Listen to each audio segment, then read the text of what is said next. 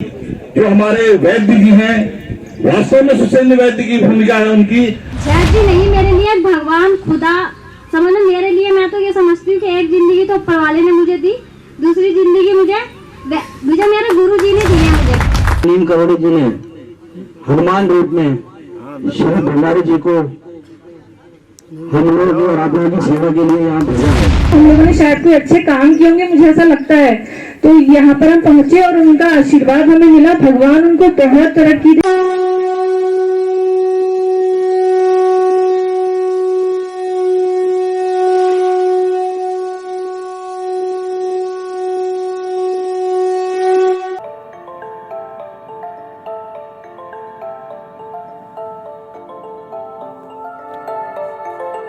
मैं साइन बाजपुर से उत्तराखंड।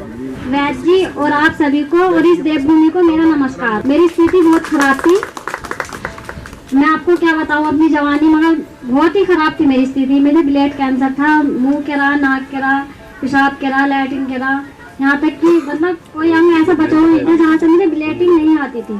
कानों से मांस शुरू हो गया था मुझे। अब तो मेरा चेहरा भी साफ है, नहीं तो बहुत बेकार चेहरा हो गया था। बाल भी नहीं थे मेरे सिर पे, मेरा हाथों के पोरवे तक के गल गए थे, पैरों के नाखून। बहुत बुरी स्थिति थी मेरी। मैंने ऐसा मतलब अपनी जिंदगी में इतनी बड़ी मैंने अपनी जिंदगी नहीं देखी जितना मैंने अपना दुख देखा इतनी सी जिंदगी में। मैं जानती हूँ कि मेरी स्थिति क्या थी। मैं अपने हाथ से अपनी मक्खी नहीं उड़ा पाती थी अपने सिर की। मुझे यहाँ से सब में से नपास कर दो, कहता कि घर जाओ, इसे ले जाओ और सेवा पानी कर लो इसकी। फिर यहाँ लेके आए मुझे पवलगढ़ में। 2 दिन की खुराक ले 6 दिन की दवाई दी थी मुझे। 6 दिन में फिर मुझे एक शाम की खुराक दी थी, सुबह की दी। शाम वाली में मतलब एक ही खुराक पी थी मैंने, एक ही डोज पी के मेरी सारी ब्लीडिंग जहाँ से भी होती थी सब में की बंद हो गई ब्लीडिंग मेरी। जब दूसरी टाइम की मैंने डोज पी तो मैं उठ के खुद बैठने लगी। मतलब मेरे मुंह पे मक्खी बैठ जाती थी, वो भी नहीं उड़ती थी मुझसे। इतनी बुरी स्थिति में ऐसा ब्लीड थी करवट से, तो मेरे कानों से मांस आना शुरू हो गया था। चेहरा मेरा बिल्कुल जल गया था, बाल नहीं थे मेरे सिर पे। एक एक टाइम की मेरी फोटो मेरे पास आएंगे। मेरे जो मेरे हालात थे सारे मैंने अपने फोटो खिंचवा रखी है। और आज मैं आपके सामने खड़ी हूँ बिल्कुल स्वस्थ, आप लोगों के जैसे बिल्कुल।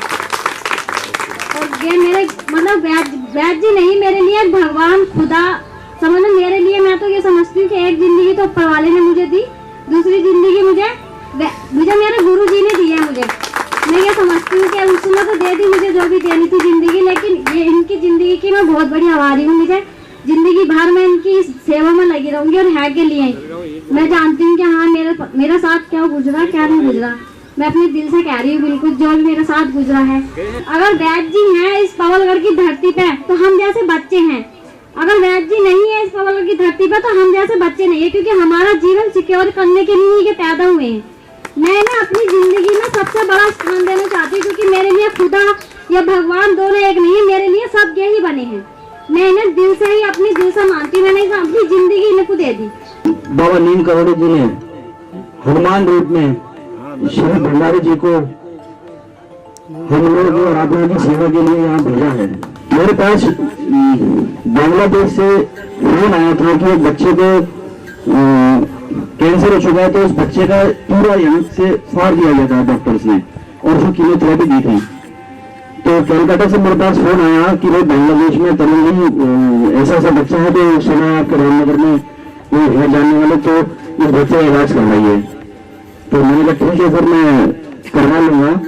आफ्ताब आलम जी हैं, उनका फोन आया था। तो मैंने आफ्ताब आलम जी से कहा देखिए वो तो है सब गौर मित्रों का, अगर आप तो कोई आपत्ति ना हो तो आइए, कोई दिक्कत नहीं, हम लोग सेवा के लिए बैठे हैं। बांग्लादेश से उनकी मदर का फोन आया कि देखिए हम लोग जो दवाइयाँ दे रहे हैं उसमें तो एल्कोहल है ना, लेकिन हम लोगों को आपत्ति है, मेरा बच्चा बचना चाहिए। बाई फ्लाइट वो लोग आए, बच्चा तो नहीं आया। हालांकि कलकत्ता से उन्होंने अपना रिप्रेजेंटेटिव भेज दिया, क्योंकि बांग्लादेश से उस समय कोविड चल रहा था तो इम्पॉसिबल था। तो कलकत्ता से मेरे भी बंदा ने उनको भेजा, हल्द्वानी आए। हल्द्वानी पर मैं उनको यहाँ लेके आया पवलगढ़।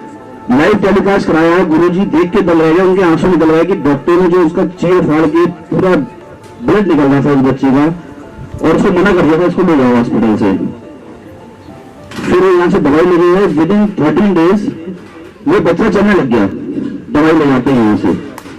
और यहाँ से जब फोन आया कि बच्चे जो यहाँ पे एक ट्यूमर था वो भी ठीक हो गया, आज की तारीख में वो बच्चा स्कूल भी जा रहा है और सब कुछ खा रहा है। आदरणीय मनोज जी से दोबारा लाइव टेलीकास्ट हुई अभी करीब 1 हफ्ता पहले, और उस बच्चे को थोड़े से चावल के लिए कह दिया कि आप थोड़ा चावल खा सकते हो और कोई दिक्कत नहीं है। और एक खुशखबरी और है कि बांग्लादेश से करीब 15 लोग आने को यहाँ तैयार हो, लेकिन गुरु जी ने रोक रखा है उनको कि कोविड भी चल रहा है और कुछ दिक्कतें आ रही है कि अभी प्लीज अभी किसी को मत बुलाओ, तो हमने पूरे 15 लोगों को बांग्लादेश से रोक रखा है। तो ये मेरा आप लोगों से शेयर करा। जो मेरा एक्सपीरियंस है वो ये है कि मेरी जो मम्मी है उनको काफ़ी टाइम से, करीब 5-6 सालों से उनको पैरों में बहुत प्रॉब्लम थी। एक पैर उनका इतना प्रॉब्लम करता था कि वो 5-6 साल से बैठ करके नहा भी नहीं सकती थी, ना ही सीढ़ियाँ चढ़ सकती थी, ना ही बेड पे चढ़ सकती थी। और मैंने काफ़ी डॉक्टरों को दिखाया, बहुत सारे डॉक्टरों को दिखाया, दिल्ली तक दिखाया, लेकिन कोई फ़ायदा उनको नहीं पहुंचा।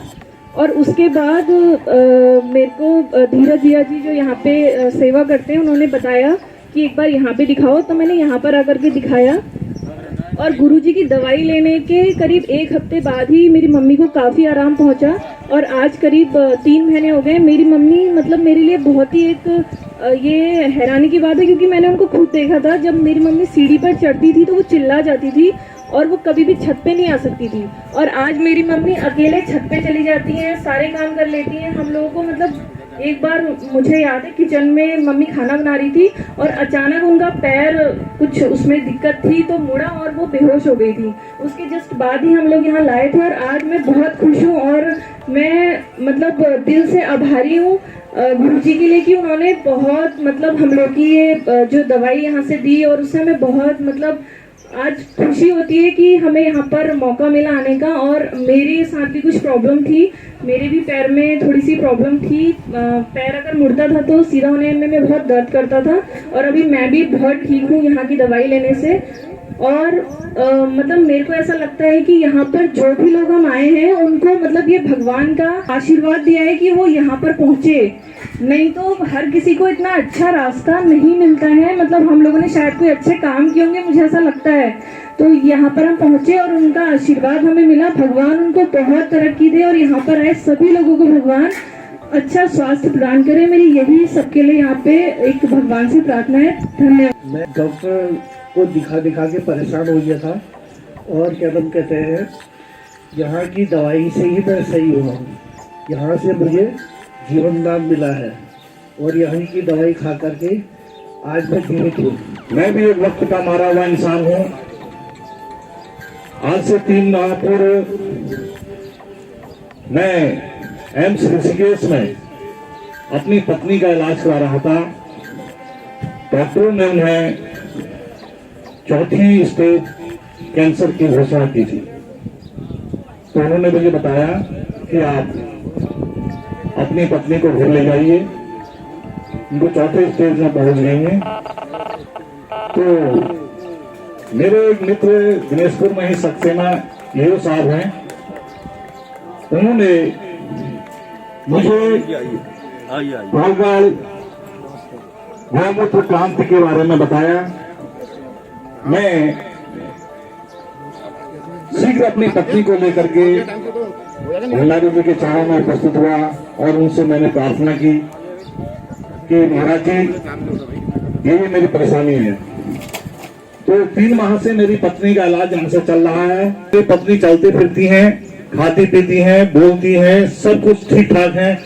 तो उनको देख करके लगभग 10-12 पेशेंट मेरे साथ इस क्रांति से जुड़ चुके हैं। आज भी मैं दवाई लेने आया हूँ, 6 पेशेंटों की दवाई ले जा रहा हूँ यहाँ से, जिसमें से 12 पेशेंटों में से लगभग 5 या 6 पेशेंट ऐसे हैं जो 99% ठीक हो चुके हैं। 3 महीने का अनुभव मैं बता रहा हूँ आपको। मेरे घर में ही मेरी भाई की मिसेस थी, उनको प्रॉब्लम थी, तो मैं एक बार यहाँ से दवाई ले गया। 12 दिन की दवाई खाने के बाद ही वो पूर्ण तौर से स्वस्थ हो गई। तो मैं भंडारी जी के लिए लंबी आयु सुखमय जीवन की कामना करता हूँ, जिन्होंने सुसैन्य वैद्य की भूमिका निभाते हुए यहाँ पर संजीवनी बुटीक गौमूत्र क्रांति को चला रखा है, जिससे लाखों लोगों को फायदा हो रहा है। आप विश्वास से दवाई ले जाइए, विश्वासम फलदायकम, विश्वास से बड़ी चीज कोई नहीं होती है। और मैंने सबसे बड़ी एक खूबी यहाँ पर यह देखी, जो हमारे वैद्य जी हैं, वास्तव में सुसैन्य वैद्य की भूमिका है उनकी, उनके बोलने का ढंग और उनके औषधि वितरण का तरीका मैंने जब देखा, मैंने उनसे अपनी पत्नी के बारे में ही नहीं, 2-3 अन्य पेशेंटों के बारे में पूछा कि महाराज जी ये कैसा होगा, क्या हुआ, आपको कैसा लग रहा है। तो एक ही बात कहते हैं, अपने इष्ट देव को याद करो और ये औषधि ले जाओ, देखो वो क्या करता है।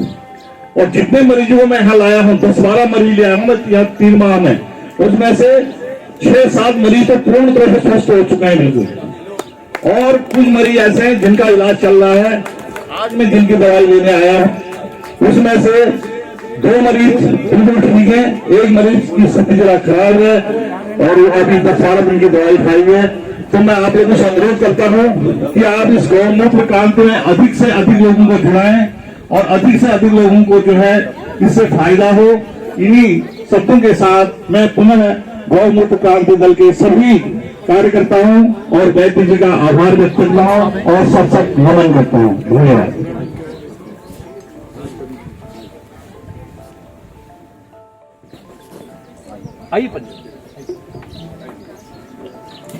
एक बार बोलेंगे भारत माता की। नौजवान पीढ़ी को सक्षम करना है। नौजवान पीढ़ी जो देश की सीमा पर सुरक्षा के लिए मुस्तैदी से अड़ी होनी चाहिए थी, जिसके हाथ में AK-47 राइफल या दूसरी राइफल देश की सीमा की सुरक्षा के लिए होना चाहिए था, आज उसके हाथ में पिस्तौल पक गया और वो कीमो करा रहा है। देश की सुरक्षा पूरी खतरे में पड़ी हुई है। प्रधानमंत्री हथियार खरीद सकते हैं चाइना से, जापान से, अमेरिका से, ऑस्ट्रेलिया, कहीं से भी, लेकिन कौन चलाएगा?